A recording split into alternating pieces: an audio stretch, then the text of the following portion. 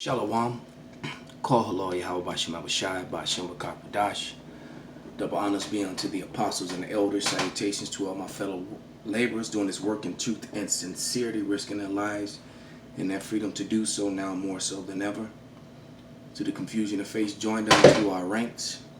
The hopeful elect, the Akwaf, that means you sisters, you Israelite women that are actually listening and learning to you, I say Shalom. I'm not sure the title of this yet, but basically we're just going to talk about how, well, this was a video which was put up by RT, and I'm going to let them explain it because they can better than I can. So what I'm going to do is just bring out the scriptures and point out a few things that correlate upon the curses that were placed upon Israel while we would be in Babylon, and the things that would happen unto us and how it was implemented, and how corrupt and wicked this Edomite government is, starting with the Federal Reserve, because as a matter of fact, got the name. Federal Reserve is your fourth branch of government, because it is. Because the Federal Reserve rules over the branches of government which was set up here in America. And it was taken over by Amalek, the Amalekites, who are the head of the tribe of Edom, the Edomites. And let's get a couple scriptures. Let's get Psalms and Proverbs. Going too fast. Psalms 52 and 2. Thy tongue deviseth mischief, like a sharp razor working deceitfully. All right. Esau's constantly working deceitfully. All right. Through peace he destroys many. Through policy he destroys many. I'm going to bring those scriptures out as well. But without any further ado, let's let some of this video play, and then I'll give a commentary in scripture. Continue on our series of conflicts as promised, conflicts of interest, that is, with what we call the revolving door in America, right? And tonight, correspondent Michelle Greenstein is going to focus on the Wall Street bankers and their influence over the rest of us. And you know, essentially, folks, this is a pretty simple story. This is the same story that we were told by our parents, etc. The fox and the hen house, right? The fox is guarding the hen house, and that causes problems. In this case, are Wall Street banks essentially the foxes guarding the hen houses? Yeah. You could certainly say so. In layman terms, for you simple ones out there, a fox guarding a hen house is like a crackhead guarding a crack house. All right, the crackhead will abuse and use the crack, not sell it and make profit. All right, like the one Edomite saying, the best way to rob a bank is to own one. Some might even say that's an understatement. So let me take you through a few case studies, a few examples. I'll take you first to the Treasury Department, which is supposed to make sure we have a strong economy, right? An economy that works. But for whom? That's the question, right? So Treasury Secretary Steve Mnuchin, Trump's Treasury Secretary, guess where he was before he started working in the federal government? He was working at Goldman Sachs for 17 years, in fact. And before that, he actually founded One West Bank, which illegally foreclosed on people. And by the way, was never prosecuted for that. Now, speaking of Trump's economic... Now, mind you, Amalek is all in the mix and in the middle of this. Isaiah 10 and 1.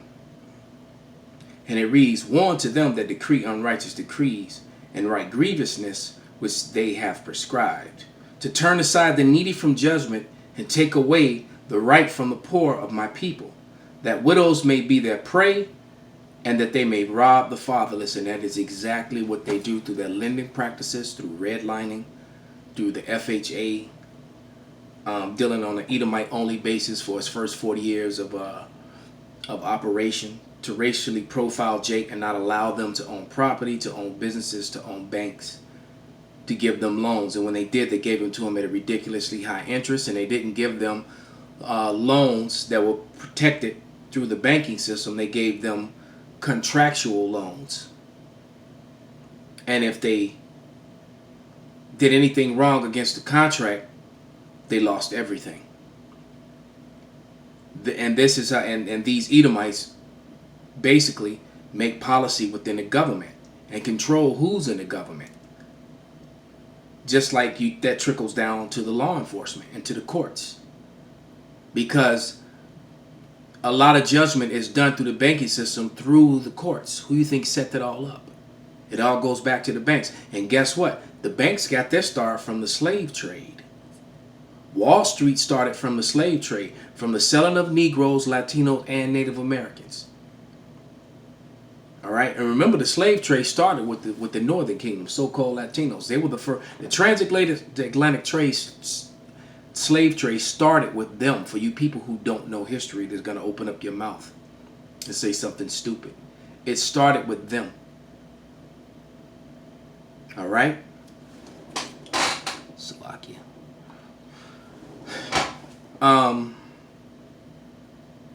But let me continue on. Team. We also have Gary Cohen, who is Trump's top economic advisor. Recently left the White House, but not before saving Goldman Sachs $1 billion annually in tax cuts. Guess where he was before he was in the federal government? Goldman Sachs. So it's not just Trump, though, right? This is not a partisan thing. We also have Eric Holder, who is Obama's attorney general. Now, guess where he was before he was running the DOJ, right? He was actually at Covington Burling, which is a law firm that literally defends the big banks. And their client list has included Bank of America, Citigroup, JP Morgan Chase, and Wells Fargo. So it's no surprise. And all three of those big banks profited from the oppression of Jacob, of Negroes, Latinos, and Native Americans. All three.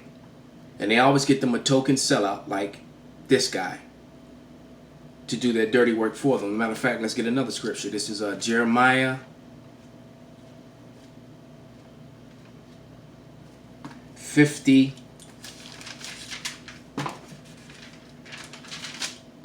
And 33. Thus saith Yahweh of hosts, the children of Israel and the children of Judah were oppressed together, and all that took them captives held them fast. They refused to let them go. So knowing that the natives, so-called, and the Negroes, so-called, were often on slave ships together and were shipped into slavery by the very same people, there is no prophecy, you know, for this is for you BOIs, getting a little bit off subject, but right back on it. You know, there's no prophecy that said that all this slave experience will be happening alongside with heathens. There it is. Right? And they just write out policy that oppress our people. And now the only reason that people like Miss Greenspan is complaining is because now these policies are affecting the low-level Edomites here in America. That's the only reason they're complaining. Now all of a sudden it's us and we, the 99% and all this other crap. But it wasn't us and we like they're complaining about the opioids and how it's destroying the Edomite communities here in America. But they didn't care when it was crack. They didn't have special programs to get them off and keep them from going to prison and all that. You was a crackhead, you got locked up and you became a felon. You didn't get rehab. You had to come down hard or go to other drugs. All right, your children were born sick, and that's the problem. These curses, because of the awakening of the Israelites worldwide, the curses are now starting to fall on the Edomites and the other heathen. And now they're complaining. And it's just getting started, man, because the second part of 2019 is going to be rough. Going into 2020, this thing it could be full blown, man. And I've been praying, like the scripture said, hope that your flight doesn't happen in the wintertime, but it looks like all hell's going to break loose when it's cold. But it's starting now already, because over in Israel, they're rioting, man. And it's straight up race riots, right? And that's going to spread here to Babylon. You best believe it. Surprised that Eric Holder failed to prosecute any bankers responsible for the collapse of the economy. In fact, he actually said that Wall Street banks were, quote, too big to prosecute. So basically, they were above justice. People like Jamie Dimon, you know, the CEO of Chase, JP Morgan, and other guys like him. All right, so they were too big to be prosecuted. All right. Guess where he is now? back in the same arena. He's back at, actually, he's specifically back at Covington Burling. That's why we call it a revolving door. They go from government to business to government to business to government to business. That's exactly right. By the way, guess who recommended Eric Holder to Obama? Just as a side note, Michael Froman from Citigroup and John Podesta from Podesta Group. So it's a giant gaggle of bankers running the country. So that's who's supposed to be prosecuting these white-collar criminals on Wall Street, right? The DOJ. So the DOJ does not prosecute white-collar crime, man. When they do, they get a smack on the hand and go to a country club, or like that pedophile who just got off with witnesses against him. I mean, not the pedophile, but the one who was molesting all those women and raping all those women and all this other stuff. The Me Too chick. Well, I can't think of it. Harvey Weinstein. Harvey Weinstein got a private court scene. His whole case was private, man. Bill Cosby went to jail off of hearsay. No proof, no evidence, just off hearsay. Testimonies which could not be proven. Harvey Weinstein had actual witnesses and against him backing up what his accusers said. He didn't go to jail. Kevin Spacek didn't go to jail. Kevin Costner, none of these other people who have been accused of all these things. But, because you know what? This is Zechariah 11:5. Whose possessors slay them and hold themselves not guilty. And they that sell them say, Blessed be Yahweh, for I am rich. And their own shepherds pity them not, man. All right, so they no matter what they do to Jacob here through these banking systems, through these wicked policies that are created, they don't hold themselves guilty for anything. It's like the guy opened his lips and said nobody alive here had anything to do with slavery. No, but you benefit from it dearly. You go to all the institutions and use all the institutions that were created from the wealth of slavery to perpetually keep wealth to yourself and your families to these days, to this day. The colleges that you go to, they were all built from slave labor. Point blank, period. Now, who's supposed to be regulating the big banks? In theory, the Federal Reserve, right? The Federal Reserve is supposed to be regulating the big banks. So let me take you to Jerome Powell, who Trump appointed to be the chair of the Federal Reserve. Before he was the chair of the Federal Reserve, he was working for Carlyle Group, which is one of the largest private equity firms on earth, actually created by a Wall Street lawyer. And others who are currently on the board of governors at the Fed have positions at Brookings, they have positions at the Council on Foreign Relations, and both of these think tanks, have robust ties to Wall Street. But Rick, it actually goes beyond these current board members. And it actually goes even beyond the Fed's Board of Governors itself, because the Fed's Board of Governors is an agency of government. But you know what's not a government organization? The Federal Reserve. The Federal Reserve is not a governmental organization. She's right, but it bears rule over the others, man. Now, Esau has always dealt treacherously with his own and with others. Like all those Caesars and all those Romans and Greeks. They were constantly killing and murdering each other. And guess what? All those spirits are back. That's why because America is Rome all over again. So all those different Caesars and Greek rulers, they're all here again. And they're doing the same things. Controlling the money, controlling the wealth, and then making the, and putting the, hey, look, what's his name? Nero caused all these fires in Rome, and then blamed it on the Jews. There's nothing new under the sun, man.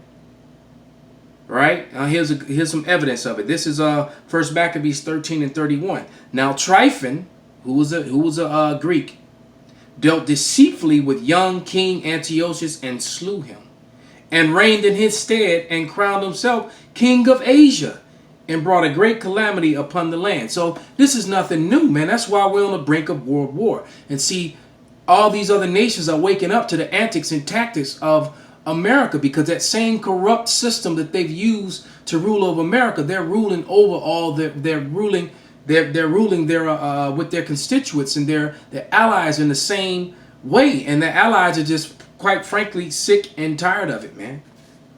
They don't want to deal with it anymore. Okay? Let me check out two more.